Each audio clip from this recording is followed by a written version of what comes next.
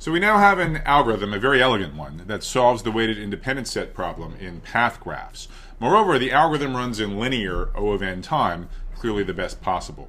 But before we do a victory lap, I want to point out that there's something this algorithm doesn't do that you might want it to do, namely hand you the actual optimal solution, not merely the value of that optimal solution. So the point of this video is to show you how we can reconstruct an optimal solution given the table filling algorithm from the previous video. So let me just write that algorithm back down. It's so short it won't take me too long.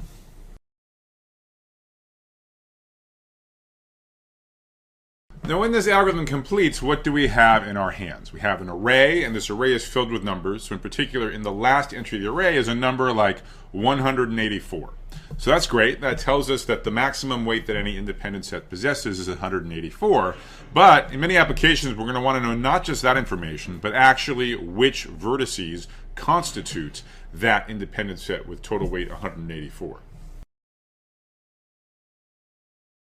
So perhaps the first hack that comes to mind to address this issue is to augment the array so that each entry stores not just the value of an optimal solution to the subproblem induced by the graph G sub I, but also an actual set of vertices achieving that value. And I'll leave it for you to, if you want, rework the previous pseudocode so that when you fill in a new entry, you fill in not just the value of an optimal solution, given solutions to the previous subproblems, but in fact also the solution itself. This hack, however, is not generally how things are done in dynamic programming. It unnecessarily wastes both time and space, and a much smarter approach is to reconstruct from the filled-in table an optimal solution as needed. So if you think about it, it's kind of cool that this is even possible, that our one-line algorithm doesn't cover its tracks, that it leaves us clues for us as detectives to go back and examine and reconstruct what the optimal solution is. The following key point articulates exactly why this is indeed possible.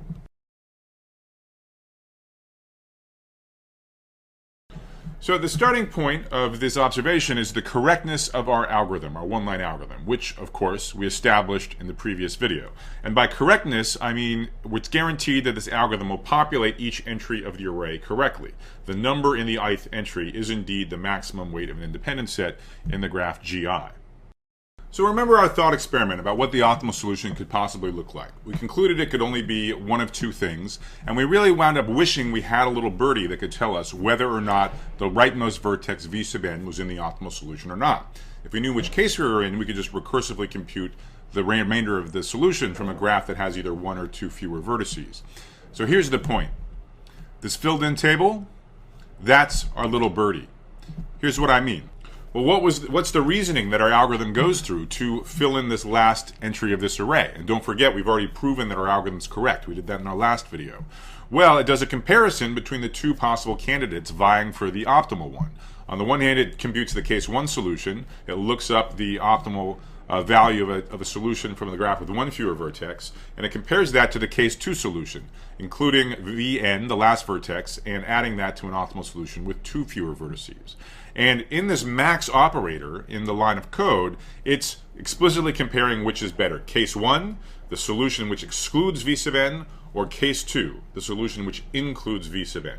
So whichever one of those was the winner, whichever one of those cases was used to fill in that last entry, that exactly tells us whether or not v sub n is in the optimal solution. If we use the first case, that means v sub n is not in the optimal solution. It gets excluded. If the second case was the winner, then we know v sub n is in the optimal solution because that was the winner.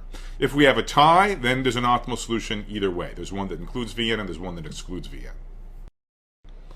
So those are the tracks in the mud left for us by the forward direction of the for loop. We can just go back and look which case was used to fill in each entry of the array. Again, for the ones that used case 1, that corresponds to excluding the current vertex. For those that used case 2 to fill in the entry, that corresponds to including that vertex in the solution.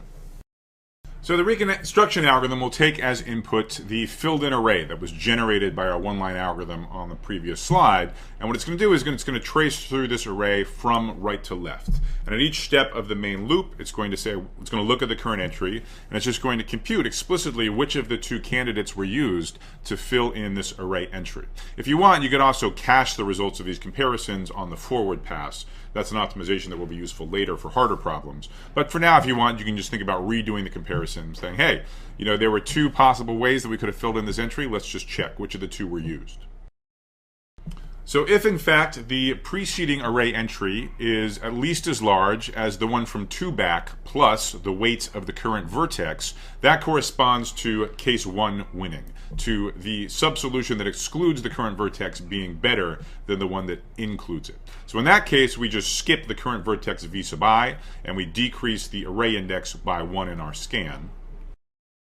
If the other case wins, that is, if we fill in the current entry, if an optimal solution to the current graph g sub I comprises the current vertex v sub I plus the optimal solution to the graph with 2 fewer vertices, in this case, we know we better include v sub I. That's part of an optimal solution to the current subproblem.